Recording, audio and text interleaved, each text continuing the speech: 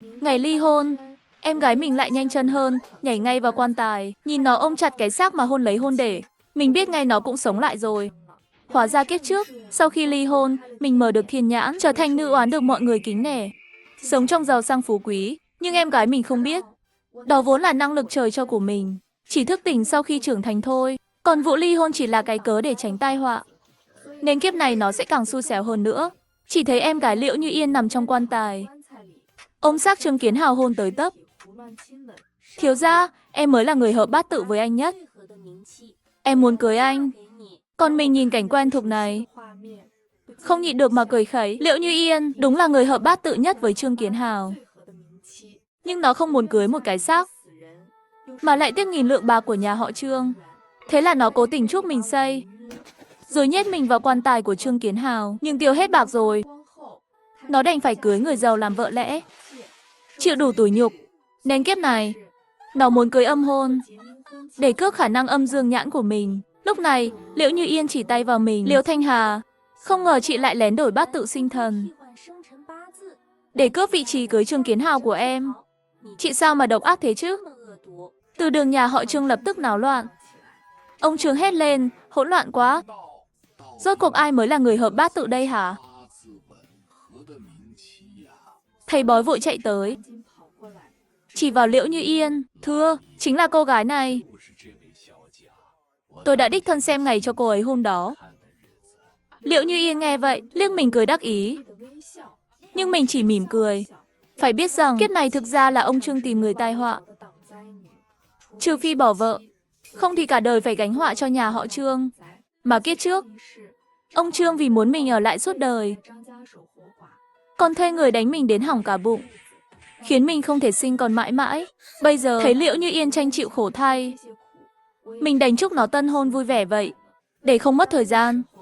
Sau khi xác định đúng người hợp bát tự, ông Trương vội cho người đóng nắp quan tài. Cái quan tài gỗ đặc này được làm riêng, vừa đủ chứa hai người, mà người sống bên trong vẫn thở được. Nhưng để hoàn thành âm hôn thì phải mất một ngày một đêm. Nghĩa là Liễu Như Yên phải ở chung với cái xác đó suốt một ngày đêm. Nhưng nghĩ đến việc nó còn hôn cả xác, thì chuyện này chắc cũng chẳng là gì với nó đâu. Còn mình thì không rảnh rỗi, bị giữ lại để thắp hương.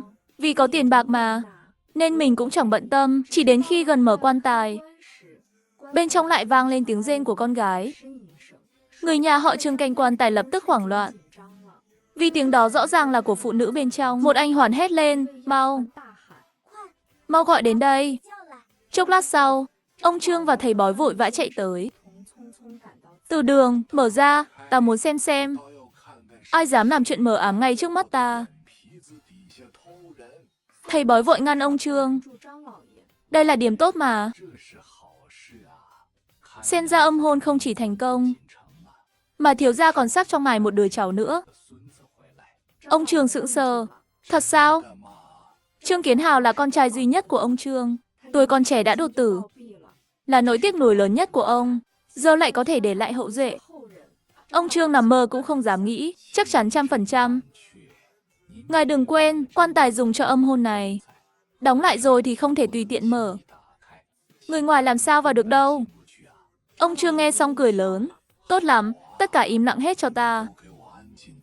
Đừng làm phiền việc tốt của thiếu gia. Nửa canh giờ sau, tiếng rên cuối cùng cũng ngừng. Thầy bói phấn khích hét lên, thành công rồi. Mau mở quan tài ra. Liễu Như Yên mặt đỏ hồng bước ra ngoài. Nó thì thầm bên tai mình, chị ơi, kiếp trước thiếu gia Trương đâu có thương chị thế này đâu nhỉ. Xem ra kiếp này em sẽ hơn chị cả vạn lần.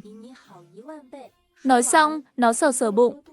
Chị yên tâm, đợi em sinh cháu đích tôn nhà họ Trương, sẽ cho chị vài nghìn lượng bạc, coi như bồi thường kiếp trước em hại chị. Nhưng mắt mình dán chặt vào bụng Liễu Như Yên, nhìn thấy trong đó thật sự có một bé trai, rõ ràng là một thai quỷ. Lúc này, ông Trương bước tới. Nhà họ Trương chúng ta thật may mắn có tin vui. Đúng là nhờ tổ tiên phù hộ mà. Tiểu thư, từ nay con chính là con dâu chính thức của nhà họ Trương. Liễu Như Yên nghe vậy, vui mừng khôn xiết. Cha, con dâu chào cha ạ. Còn mình nhìn ông Trương, lòng chợt lạnh toát. Trước mặt thì ông cười hiền hòa, sau lưng lại tàn nhẫn chẳng ai bằng. Đúng là một con hổ đội lốt người. Nhưng Liệu Như Yên vẫn chưa biết sự lợi hại của ông bố chồng này đâu. Chỉ thấy ông Trương được khen mà vui lắm. Vùng tay hào sảng, ha ha ha, ai cũng có thưởng. Một anh hoàn bưng bạc tới cho mình. Cô Liễu, đây là phần của cô. Liệu Như Yên mỉa mai thêm. Chị ơi, đây là bạc nhà họ Trương thưởng cho chị. Cầm về mua bộ đồ mới mà mặc. Sống tốt một chút đi. Mình cười nhận lấy bạc. Vậy thì cảm ơn ông Trương nhé. Sau đó mình dặn Liễu Như Yên. Em gái, em phải dưỡng thai cẩn thận. 3 tháng đầu nguy hiểm lắm đấy. Nhớ kiếp trước, sau khi mở quan tài, mình bắt đầu gặp vận xui liên miên, không thì ngã gãy xương, thì cũng bệnh nằm liệt giường. Mình hơi mong chờ, không biết là số phận của Liễu Như Yên, hay của cái thai quỷ kia đây. Rời khỏi nhà họ Trương, mình dùng bạc mua một tiệm phong thủy. Bắt đầu chuyên tâm làm ăn. 2 ngày đầu, Liễu Như Yên còn đeo đầy châu báu, dẫn đám anh hoàn đến khoe mẽ. Nhưng chẳng được vài ngày, nó đã gặp chuyện. Đầu tiên là uống tổ yến bị sặc đến.